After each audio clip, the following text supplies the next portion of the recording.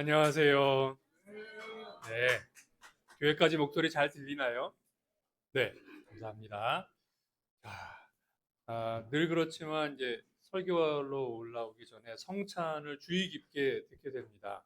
우리 성혜 자매님께서 그 삶의 고통에 관한 이야기를 나눠주시면서 우리 모두 좀 겸손해지네요. 네, 저희가 나이가 적지 않은지라 내가 또는 우리 가족이 아픈 사람들이 다 하나씩은 있게 마련이지라 15년의 투병이면 참 사람 마음 쉽지 않겠다. 네, 이렇게 꿋꿋하게 믿음의 생활을 해주시니까 저희가 격려를 받습니다. 그리고 저는 마지막에 40장, 이사야서 40장을 언급하실 때 깜짝 놀랐어요. 왜냐하면 오늘 그 구절이 있는데 그게 핵심 구절인데 이럴 때마다 하나님께서 무슨 계획을 갖고 계신가? 이런 생각을 하게 됩니다. 네, 좀 놀랍죠. 그리고 오늘 뭐 저한테는 가족이지만 반가운 얼굴은 우리 현민이고요. 놀랍죠. 3월 1일에 일본 형제들이 도와서 한국인을 세례를 줬어요. 이게 그래서 우리가 참 하나님의 유머 감각이 대단하시자. 그리고 현민이가 한번 찾아봤대요. 혹시 일요일과 3월 1일이 함께 만나는 게 다음에 언젠가? 그랬더니 언제 그러죠? 2037년? 앞으로도 12년이 훌쩍 지나야 가능한 건데 하나님께서 날짜를 맞추시려고 했는지 현민이가 세례를 받는 듯 하면서 미뤄진 게 3월 1일 주일에 세례를. 참 놀라운 일이었습니다. 자, 그러면 오늘은 준비된 말씀으로 한번 같이 배워볼게요. 저는 올해 이제 그 베드로 전서를 읽다가 5장 1절 4절 사이에서 깜짝 놀랐어요. 베드로 사도께서 우리 다른 교회에 있는 장로들에게 편지를 씁니다 하고 시작하는 구절이 있는데 듣고 있자니 제가 좀 찔리면서 이렇게 살았어야 하는 거구나. 나이도 적지 않고 제자 생활을 이렇게 오래 했는데 나는 왜 이 구절대로 살지 않았지? 하고 가슴을 좀 찔려서 그때부터 좀 정신 차리고 베드로에 관련된 책을 계속 보고 있습니다. 그러다 보니까 지난번 설교도 베드로 전서에서 나왔고요. 근데 이제 베드로가 직접 쓰신 책이 딱 두 권밖에 없잖아요. 그래서 좀 아쉬워서 좀 더 찾아봤는데 아마 아는 분이 많으시겠지만 마가복음의 사실 저자가 베드로다 이런 얘기 들어보신 적이 있으신가요? 베드로가 이제 이렇게 말한 것을 마가가 옮겨 적었다고 하죠. 그래서 오케이, 그럼 마가복음을 읽어야 되겠다 하고 이제 마가복음을 읽기 시작했습니다. 마가복음을 읽다 보면 베드로 사도, 베드로 선배님이 어떤 생각을 하셨는지, 그분이 갖고 있는 신앙 또는 신학은 어떤 건지 좀 배울 수가 있게 됩니다. 한번 같이 볼까요? 하나님의 아들 예수 그리스도의 복음의 시작은 이러하다. 예언자 이사야의 글에 기록하기를 보아라, 내가 내 심부름꾼을 너보다 앞서 보낸다. 그가 너의 길을 닦을 것이다. 광야에서 외치는 이의 소리가 있다. 너희는 주님의 길을 예비하고 그의 길을 걷게 하여라. 그래서 이사야서가 언급이 됩니다. 예전 같으면 그냥 이사야서 어디에 나오겠지 하고 넘어갔겠지만 이번에는 공부를 할 작정으로 여길 봤기 때문에 이사야서를 펼쳤습니다. 그리고 아까 우리 얘기하셨던 이사야 40장이 나왔어요. 그래서 학자들은 거기가 이제 광야에 관한 얘기를 하고 있는 글입니다. 우리도 종종 광야를 좀 경험하게 되죠. 광야라는 데가 어떤 데인가? 쉽게 말하면 물이 많지 않은 곳입니다. 사막하고는 조금 달라서 생명의 흔적이 있기는 있지만 충분하지 않기 때문에 물이 충분하지 않아서 사람들이 편하게 살 수 있는 곳은 아니고요. 동물도 식물도 넉넉지 않은 곳입니다. 우리도 가끔 인생에서 이런 비슷한 경험들을 하죠. 삶이 왜 이렇게 힘들지? 몸이 왜 이렇게 아프지? 또는 나는 왜 여기서 변화하고 발전하지 못하는 거야? 여러 가지로 우리가 광야를 경험하게 되죠. 그래서 이 광야에 관한 이야기를 들으면 어렸을 때는 잘 모르지만 이제 나이가 30, 40, 50이 되면 다 공감하게 됩니다. 그래서 찾아봤어요. 그리고 두 구절을 이렇게 놓고 비교를 해봤습니다. 이사야서 40장 3절은 이렇게 이야기합니다. 한 소리가 외친다. 광야에서 주님께서 오실 길을 닦아라. 광야에 사막에 우리의 하나님께서 오신 큰 길을 곧게 내어라. 라는 구절이 있습니다. 왼쪽 구절이 오른쪽에 마가복음 3장하고는 얼추 연결이 되지만 2장은 아예 없어요. 그럼 이건 왜 그런 거지? 다행히 또 미리 공부하신 분들이 다 찾아놨더라고요. 그래서 말라기 3장하고 출애굽기 23장이 같이 엮여 있습니다. 제가 읽어보면 말라기 3장 1절은 내가 나의 특사를 보내겠다. 그가 나의 길을 닦을 것이다. 이렇게 되어 있고요. 다음 출애굽기 23장은 이제 내가 너희 앞에 한 천사를 보내 길에서 너희를 지켜주며 내가 예비하여 둔 곳으로 너희를 데려가겠다라는 구절이 있습니다. 그래서 여기를 보시면 내가 나의 심부름꾼 특사 또는 천사를 너보다 먼저 보낸다는 구절이 이렇게 만들어진 거죠. 자, 여기서 좀 특이한 부분은 왼쪽 구절을 정확하고 바르게 오른쪽에 인용하지 않았다는 사실이에요. 이걸 기억에 의존하다 보니까 실수한 걸까요? 아니면 일부러 그런 걸까요? 눈에 띄는 두 군데를 좀 비교해 보고 싶은데요. 하나는 그가 나의 길을 닦을 것이다 라고 하는 부분이 오른쪽에선 너의 길을 닦을 것이다로 아예 다른 존재로 나온다는 것. 두 번째는 주님께서 오실 길이 주님의 길로 바뀌었는데 이 주님께서가 히브리어를 보면은 여호와, 야훼를 뜻하는 하나님입니다. 그런데 오른쪽의 주님은 그게 아니고 그리스어 히브리어 쿠리오스로 선생님에 가까운 주님이에요. 그래서 영어 성경은 이게 구분이 됩니다. 그래서 이사야서 저쪽에 있는 주님의 위치에는 대문자 로드가 써 있고요. 여기는 소문자 로드를 씁니다. 그래서 영어 성경에서 대문자 로드는 여호와를 뜻하는 히브리어를 바꿔 쓰는 거고 소문자 로드는 예수님을 뜻합니다. 그러니까 여기서도 사람이 바뀌어요. 이거 이렇게 해도 되는 건가요? 사도 정도 되면 이렇게 구약을 가져오면서 제가 사람 바꿔도 되는 건가요? 예수님께서 성경에 1획 한 획도 바뀌지 않는다라고 하셨는데 사도는 왜 이렇게 바꾸는 걸까요? 삐딱한 마음으로 보면 상당히 의심스러운 부분입니다. 이렇게 해도 된다고 가르친 사람이 있을까? 그러면 있어요. 누구냐? 예수님이십니다. 누가복음 24장을 보면 예수님께서 부활하시고 이제 엠마오로 가는 두 제자를 만나는 이야기가 나오죠. 거기 이런 구절이 나옵니다. 그리고 예수께서는 모세와 모든 예언자에서부터 시작하여 성경 전체에서 자기에 관하여 써놓은 일을 그들에게 설명하여 주셨다.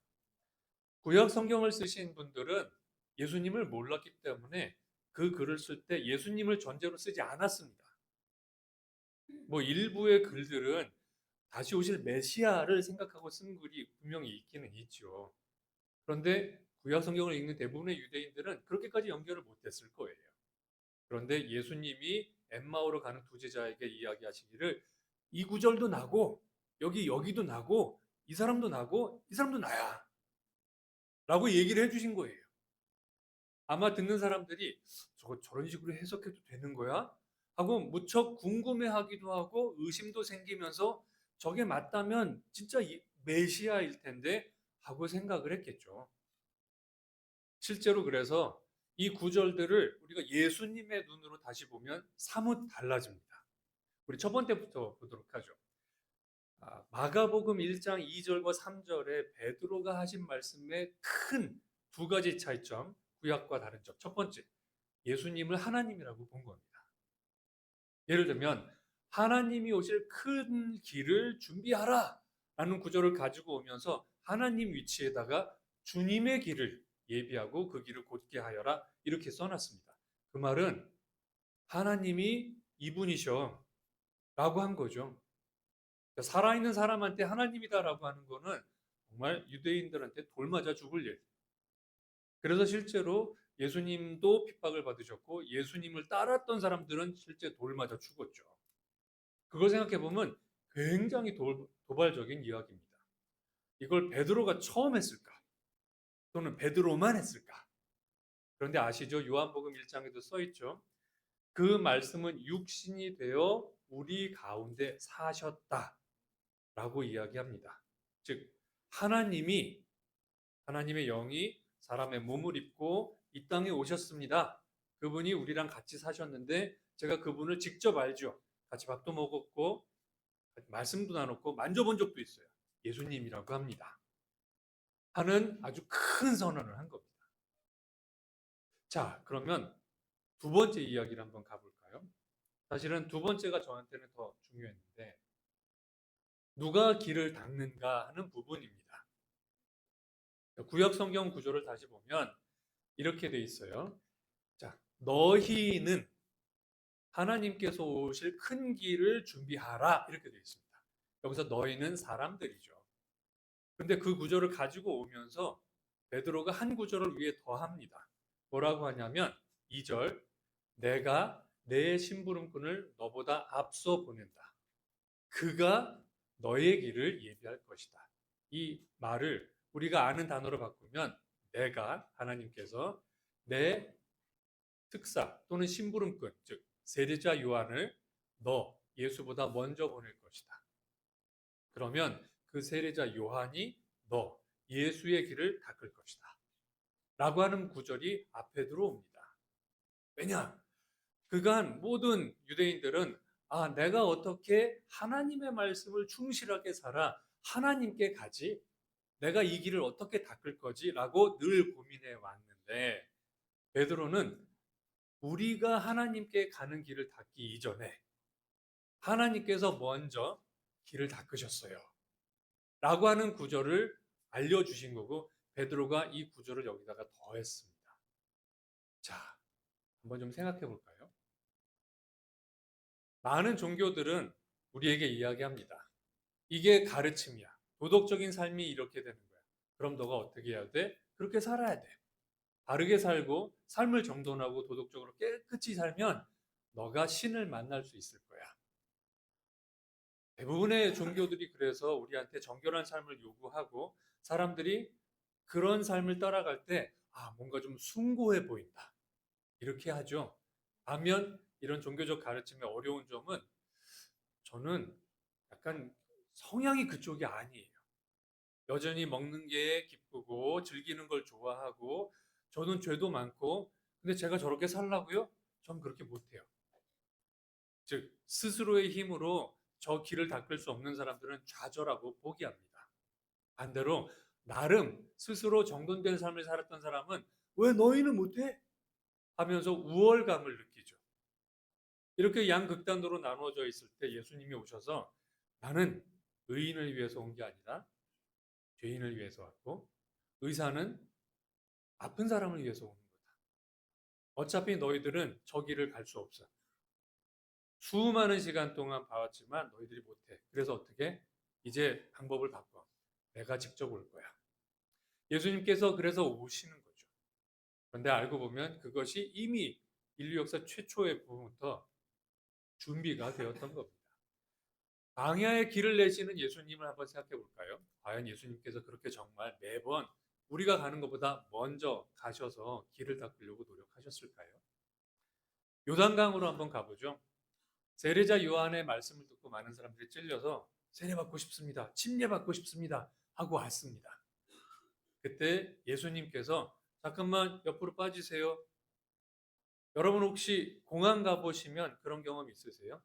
줄 길게 서 있는데 왜 미리미리 등록해 놓으면 오른쪽 끝에 길 따로 가는 거 해보신 적 있으세요? 거기 갈 때 느낌 어떠세요? 네, 기분 좋죠. 그렇게 서 계시고 천천히 들어오세요. 전 먼저 가요. 예수님이 나부터 세례 받을 테니까 잠깐 기다리세요. 이렇게 하시나요? 다른 사람들과 똑같이 거기서 대기하고 줄 서서 가십니다.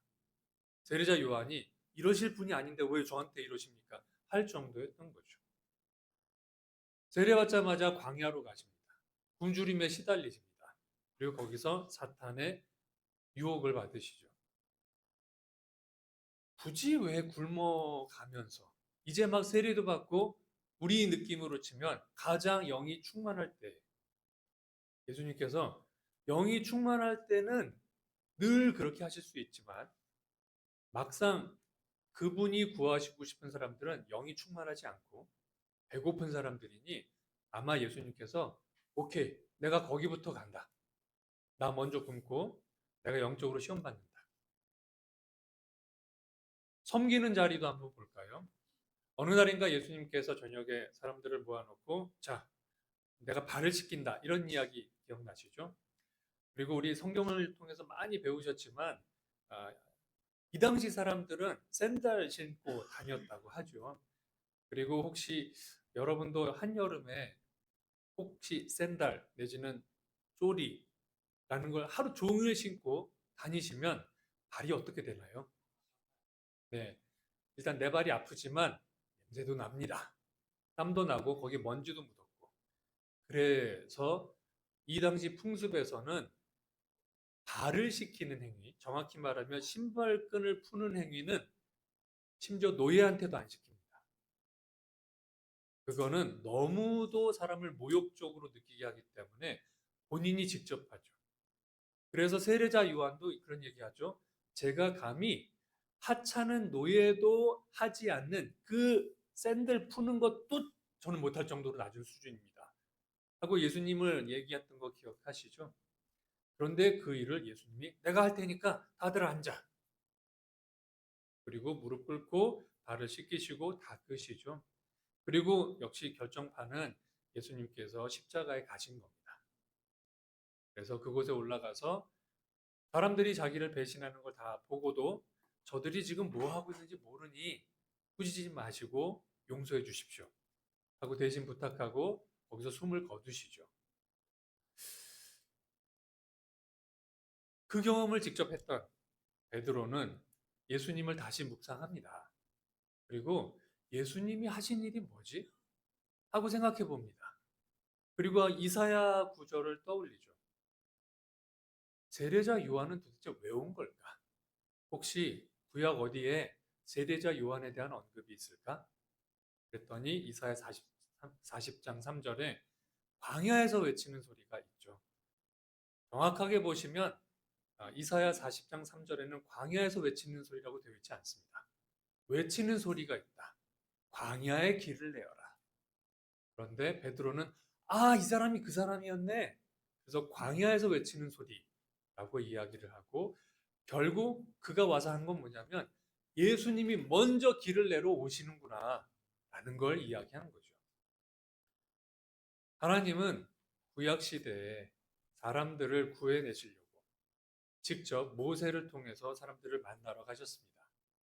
아시겠지만 하나님이 팔레스타인 땅에서 이 사람들을 만나신 게 아니고 이집트로 찾아가시죠.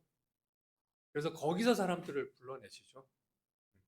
이번에는 죄 많은 땅, 먼지 나는 땅에 사는 사람들을 찾아오셔서 그에게 이야기하십니다. 내가 찾아왔어. 여러분께 한번 질문을 드려봅니다. 여러분은 혹시 어디쯤 위치에 계시나요? 첫 번째, 저는 지금 열심히 살고 있습니다. 제가 요즘 경건하게 살고 있고 영이 가득한 것 같아요. 좋죠? 기쁜 일입니다. 그런데 한 가지 주의할 점, 혹시 내 힘으로 길을 내려고 하고 있는 건 아닐까요? 그런지 아닌지 확인하는 가장 쉬운 방법은 혹시 나만큼 열심히 하지 않는 사람에 대해 비난하거나 또는 좀 낮게 보는 마음이 있다면 네, 제가 어쩌면 거기 빠졌을지도 모른다 이렇게 생각해 보시면 될 것 같습니다. 반대로 저는 완전히 외진 곳에 혼자 있고요. 뭐 할 일이 없어요. 하나님께서 저한테 오신다고요? 언제요? 제가 이 모양 이 꼴로 있는데 언제 오셨다는 거예요? 혹시 이런 분이 계시다면 예수님께서 이미 오셨고 길을 내셨고 그 다음에 우리 기억하시죠? 밖에서 문을 두드리고 계시다는 사실을 기억해 보시면 좋겠습니다. 이미 오셨는데 우리가 문을 열지 않아서 예수님을 만나고 있지 못한지도 모릅니다. 개인적인 이야기를 잠깐 해보면, 아, 제가 이렇게 성경 말씀을 준비하고 전할 때마다 느끼는 거는, 말씀을 전하는 건 참 기쁘고 감사한 일인데 유혹을 많이 느껴요. 어떤 유혹이냐면, 내가 길을 내고 있다. 건강한 긴장감과 책임감도 있지만 또 반대 한쪽에서는 왜 사람들은 이렇게 안 하지? 이런 생각도 듭니다. 우리 교회가 발전하고 잘 됐으면 좋겠지만 그럼 많이들 이렇게 협조해 줘야 되는데 이런 생각이 듭니다. 그러면 저도 어느새 이미 반대쪽 편에 서 있는 거죠. 예수님하고 대립했던 많은 사람들이 했던 그 실수. 저는 길을 냈고 그 길을 잘 닦고 잘하고 있습니다. 굳이 선생님이 여기까지 오시지 않아도 저는 알아서 하나님한테 갈 겁니다. 여러분은 어떠신지 한번 마음을 돌아다 보셨으면 좋겠습니다. 짧지만 간단한 이야기를 마쳐가면서 두 가지를 부탁드리고 싶어요. 첫 번째, 사도 베드로를 한번 다시 묵상해 보셨으면 좋겠습니다. 사도 베드로는 거친 성품을 가졌던 어부였습니다. 그런데 그 어부가 시간이 거듭되는 동안 깊이 있는 리더로 또 장로로 성장했습니다. 그리고는 구약 성경을 보면서 예수님의 관점으로 이걸 다시 정리할 수 있는 정도의 확신도 얻었습니다. 여러분은 성경을 얼마나 편안하게 인용하시나요?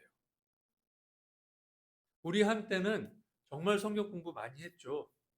그래서 어떤 구절들은 툭 치면 바로 나왔던 거 기억하세요? 아예 머리 구절에서 마륙삼삼 이렇게 외웠던 거 기억하세요? 네.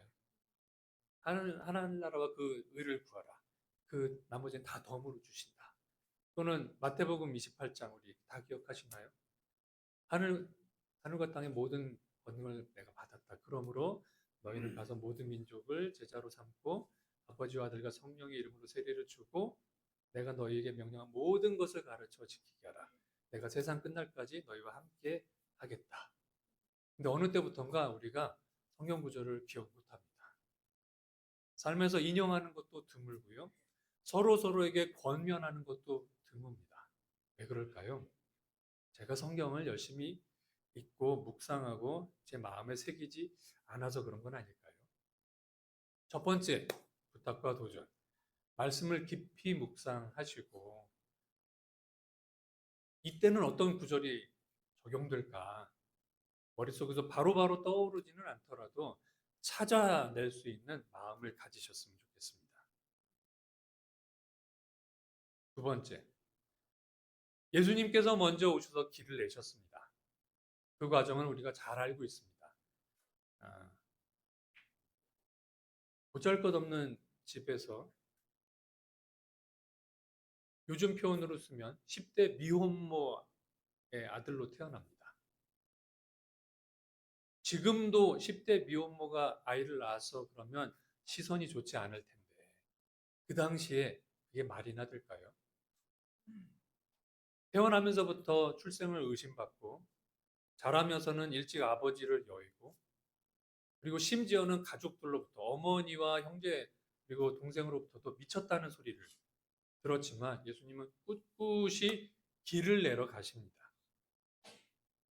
없는 곳에 길을 내시기 위해서 가셨던 예수님을 생각한다면 이제 한 가지 우리도 길을 내는데 동참해 보면 어떨까요?